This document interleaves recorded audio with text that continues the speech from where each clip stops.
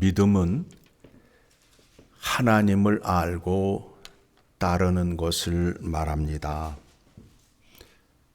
그런데 더 중요한 것이 무엇이냐면 하나님을 어떻게 알고 어떻게 따르는가에 있습니다. 이 문제에 대해서 욥과 욥의 세 친구와 엘리후를 통해서 말씀하시는 겁니다. 욥은 자기의 의를 들고 하나님 앞에 서 있습니다. 그러면서 말하기를 나는 의로운 자인데 하나님께서 나를 외면하시고 내 상처에 소금을 뿌린다라고 항변을 하였습니다. 그것에 대해서 엘리후가 욥에게 지적을 합니다. 너희의 신학이 잘못되었다. 무엇이 잘못되었느냐 하면 의로우신 하나님 앞에 자기의 의를 들고 설 수 없다라는 겁니다. 오늘날에도 이와 같은 실수를 많이 합니다.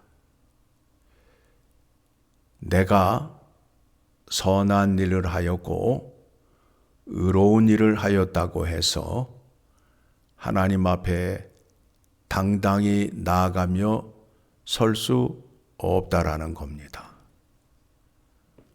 하나님 앞에 설 수 있게 되면 오로지 예수 그리스도를 통해서 주시는 은혜로 말미암아 서는 것을 깨달아야 합니다. 그래서 늘 하나님 앞에 은혜를 구하는 자로 서 있어야 하는데 자기가 무슨 선한 일만 하면 큰 목소리를 내고 난리를 치는 사람들이 교회 안에 있어요. 그런 믿음은 하나님이 원하시는 믿음이 아니에요. 늘 겸손한 마음으로 종이 듣겠나이다. 깨닫게 하여 주시옵소서. 저에게 부족함이 많이 있습니다. 저의 부족함을 하나님의 말씀으로 채워 주시옵소서라는 믿음의 자세로 하나님 앞에 나와야 된다라는 겁니다. 그와 같은 기도를 응답하시기 위하여 예수 그리스도를 우리에게 주심으로 인하여 예수 그리스도를 통하여 하나님이 어떤 분이시며 하나님께 순종함이 어떤 것인지를 깨닫게 해 준 것입니다.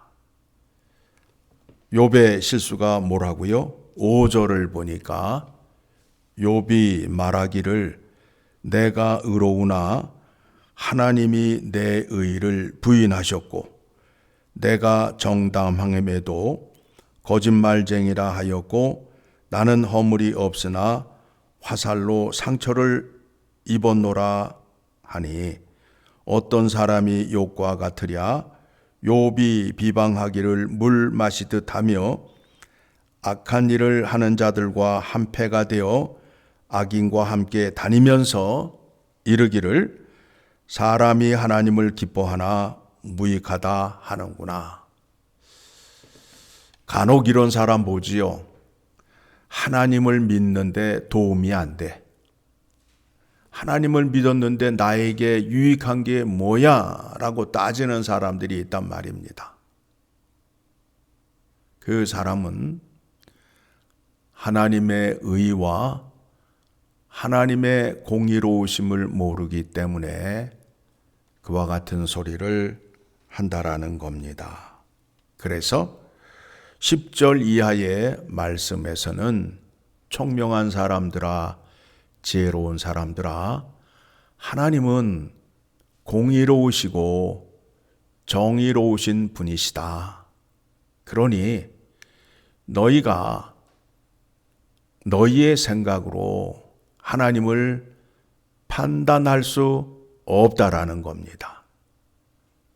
늘 말씀드리지만 가장 무서운 신앙이 내가 생각하는 하나님으로 믿는 거예요. 지금 욥과 욥의 세 친구의 공통점이 무엇이냐 하면 내가 생각하는 하나님으로 하나님을 믿고 있다라는 거예요. 그런데 그때에 전능자의 숨결을 가진 엘리후가 나타나서 하나님은 그런 분이 아니시다라고 말씀하고 있어요. 하나님이 의로우시고 재판장이 되시는 이유가 무엇이냐 하면 하나님의 속성을 통하여 확인할 수 있게 됩니다. 하나님은 영원하신 분이십니다. 하나님은 영원토록 영원전부터 계시고 영원토록 계시기 때문에 진리가 되신다라는 겁니다. 이 땅에 있는 잡신들은 태어났다가 죽잖아요. 영원하지 않는 것은 진리가 되지 않아요. 그런 다음에 한 번 말씀하신 것은 변치 않고 지키시는 분이셔요. 이랬다 저랬다 하시는 분이 아니라 한 번 말씀하시면 그 약속을 지키신다라는 겁니다. 세 번째는 전능성인데 하나님은 못 이루실 것이 없으신 분이에요. 하나님은 모든 것을 다 하실 수 있는 분이에요. 그래서 전능하신 하나님. 네 번째는 모든 곳에 계시는 하나님이에요. 하나님이 예루살렘에만 계시는 게 아니라 이 우주 전체 모든 곳에 계시는 하나님이시기 때문에 우리의 고난과 처지, 우리의 억울함을 다 알고 계신다라는 겁니다. 다섯 번째는 하나님은 모든 것을 아신다라는 거예요. 모르시는 것이 없어요. 하나님의 전지성. 이것을 통해서 하나님은 진리가 되시고 공의로우신 분이 되시고 의로우신 분이 되셔서 재판장이 되신다라는 겁니다. 그래서 하나님께서 말씀하시는 것은 법이요 진리가 된다라는 겁니다. 이 땅에 사는 사람들이 잠깐 살다가 떠나게 되는데 자기의 생각으로 하나님을 판단하거나 하나님 앞에서 자기의 의를 자랑하는 실수를 범하지 않게 하기 위하여 욥기를 통하여 우리에게 교훈을 주고 있는 겁니다. 그래서 지금 지적을 하고 있죠. 엘리후가 욥의 신앙을 지적하고 있어요. 너희의 의로 하나님 앞에 설 수 없다. 그러면 어떤 믿음을 가져야 하는지 31절. 그대가 하나님께 아뢰기를 내가 죄를 지었사오니 다시는 범죄하지 아니하겠나이다.